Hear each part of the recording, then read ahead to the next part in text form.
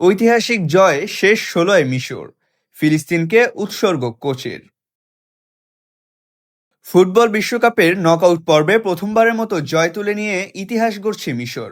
শুক্রবার স্থানীয় সময় শেষ ৩২-এর ম্যাচে টাইব্রেকারে অস্ট্রেলিয়াকে ৪-২ ব্যবধানে হারিয়ে শেষ ১৬ নিশ্চিত করে দলটি। নির্ধারিত ও অতিরিক্ত সময় শেষে ম্যাচটি ১-১ সমতায় থাকায় ফল নির্ধারণ হয় টাইব্রেকারে। মিশরের ৪ শটই জালে জড়ালেও অস্ট্রেলিয়া ২টি শট মিস করে। ম্যাচ শেষে মিশরের কোচ হোসাম হাসান এই ঐতিহাসিক জয় ফিলিস্তিনের জনগণের উদ্দেশ্যে উৎসর্গ করেন। তিনি আল্লাহর কাছে ফিলিস্তিনিদের বিজয় ও শহীদদের জন্য রহমত কামনা করেন। জয়ের পর মিশর ও ফিলিস্তিনিদের পতাকা হাতে মাঠে উদযাপন করেন খেলোয়াড়রা। অন্যদিকে গাজাসহ বিভিন্ন স্থানে ফিলিস্তিনিরাও মিশরের ঐতিহাসিক জয় উদযাপন করেন। শেষ ১৬-র ম্যাচে মিশরের প্রতিপক্ষ আর্জেন্টিনা। ক্রিটিক্স টেলিভিশন, সাদ আল জাবির, ভোলা।